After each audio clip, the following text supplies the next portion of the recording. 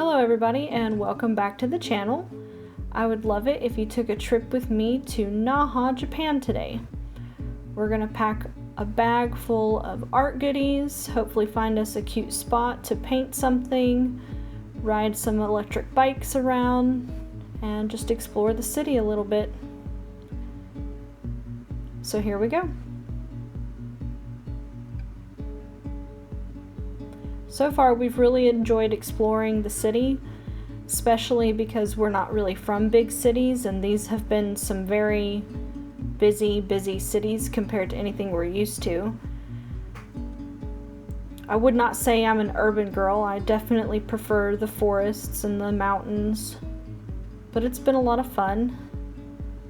We've definitely had an experience or two just driving around, but when we got our electric bikes, we've realized just how much more we enjoy actually being in the city. We love all the buildings here.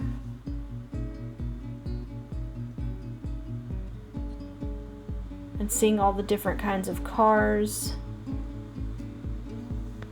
and little bikes. We love the narrow buildings like that one right there.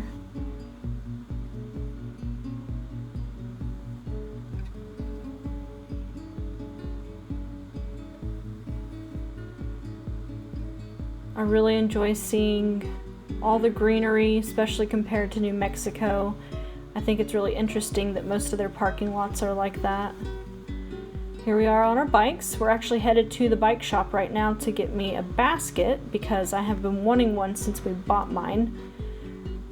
My bike is Korean and we bought it at the exchange. It has a throttle on it, which actually is illegal in Japan, or at least for them to sell them in Japan. So David gets a little jealous when I can scoot up a hill much faster than him. We don't really come along that many hills though. Actually, we found there are more on base than out in town typically. But this little bike shop is super cute. It's called E-Bike Okinawa. And the guys that are in there, we've only been twice now, but David bought his bike from them and they've always been so nice. And they were actually a little bit busy today compared to when we went the first time.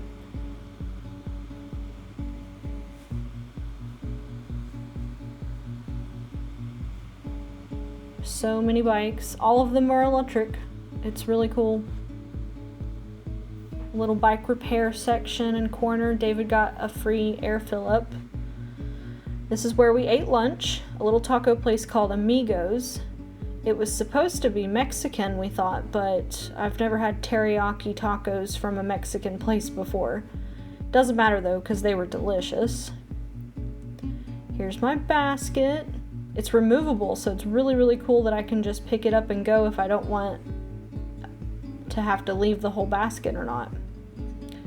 So this is the park we came to, mostly because there's supposed to be a beach right next to it.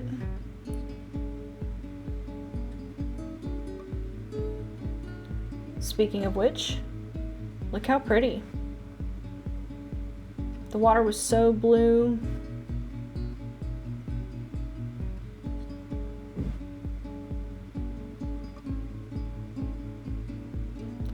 Little Pidgey. I thought about painting him, but I couldn't get a good picture. Here's some little kitty cats. There's so many wild cats on Okinawa, but they take care of them. People are really good to them. This one was really chatty. This one wasn't super sure of me until the brown one wanted to come get pets. They're so sweet. I'm sure they thought I might have food, but I didn't want to feed them teriyaki chicken. Here's the beautiful spot on the beach that I picked. I don't know if you can really tell in the video so much, but the sand there is so much more coarse because it's coral. There's like really big chunks of coral for sand.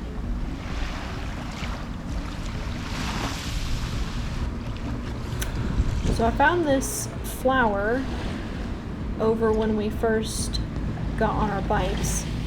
It's actually a sea hibiscus, which is a little bit different than just your normal hibiscus. Or at least it looks like it is.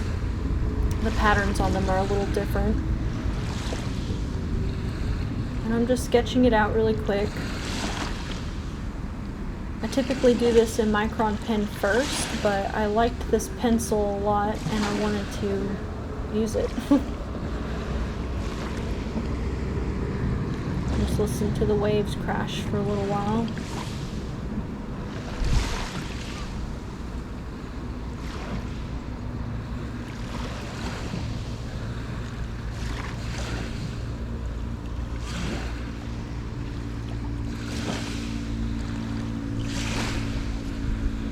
So I always thought it would be interesting to try and use seawater for the water in my watercolors. I've used river water and other random things just out of curiosity before, but never ocean water, because I've never lived by an ocean.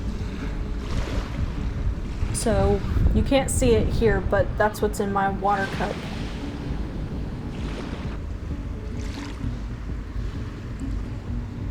And it didn't do a whole lot. I thought maybe it would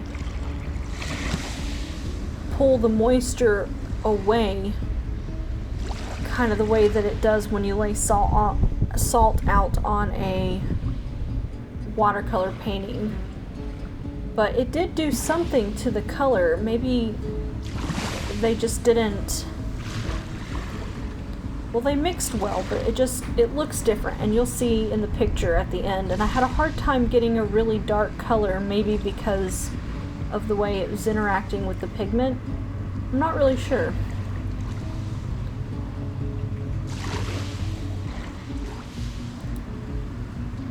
I'm really sorry my fat finger keeps getting in the way. I wasn't positive how I was going to, or even what I was going to try and paint today. I just knew I wanted to take some supplies with me in case I found something cute. I imagined it was going to be on a picnic table somewhere, but when we got to this beach and I realized I could just sit right along the water, I wanted that experience. So the camera is literally just plopped into some sand. I'll have to think it through a little better next time so I can get a better view.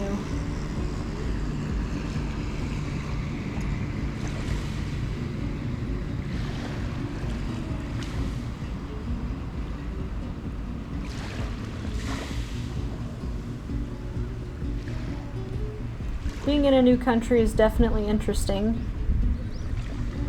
We've had nothing but a good experience so far.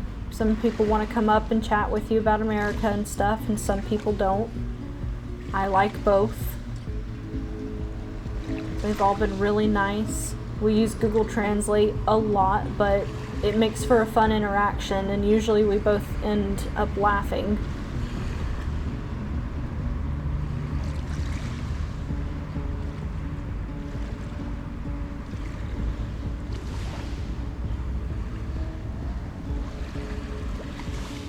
I loved listening to the waves while I was doing this. I've never got to experience that before.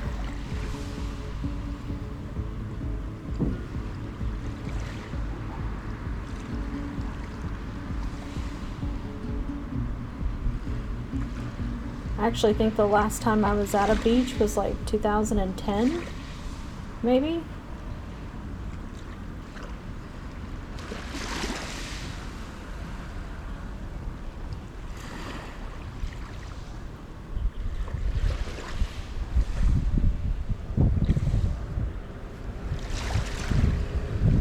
I'm just trying to add that darker color in right now. It was giving me some problems, but I'm going to come in here in a little bit with the micron pen and give it some good structure. And then paint a little bit of some sand and water next to it, since that's where I was doing it.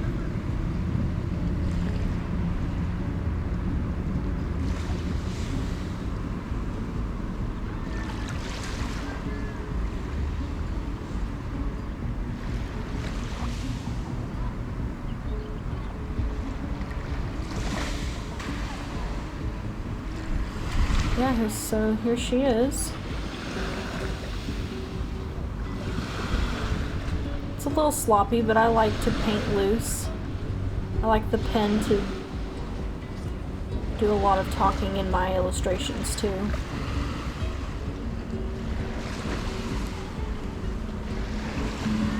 So I'll just take this and add in a little bit of detail, and I'll probably even come back in later when I pick the sketchbook back up and add in some color pencil marks, maybe a couple of other markers. I've been really leaning towards mixed media lately and not quite so hardcore watercolor, even though that is my first love. Actually, acrylic is really my first love, but watercolor it took over.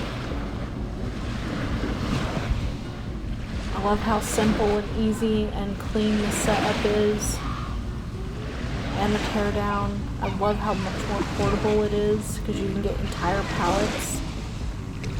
And this is the Sakura watercolor palette. I think I got it from Michael's.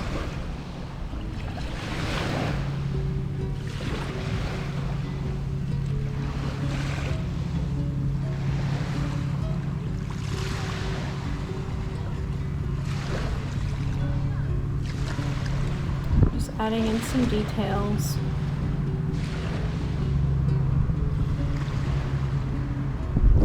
But yeah, just a really beautiful day. We were kind of trying to beat the rain, so I wanted this to be a pretty quick little watercolor sketch. And I'll be doing more videos like this that have a little bit more substance when I get them actually planned out. This weekend was sort of rushed. We wanted to get out and do something, but you know, with the weather here, you're just never sure. So anyway, this is the finished piece with all my little tools and the beautiful sea hibiscus in a shade of yellow I didn't find on the ground. But that's it. Bye guys.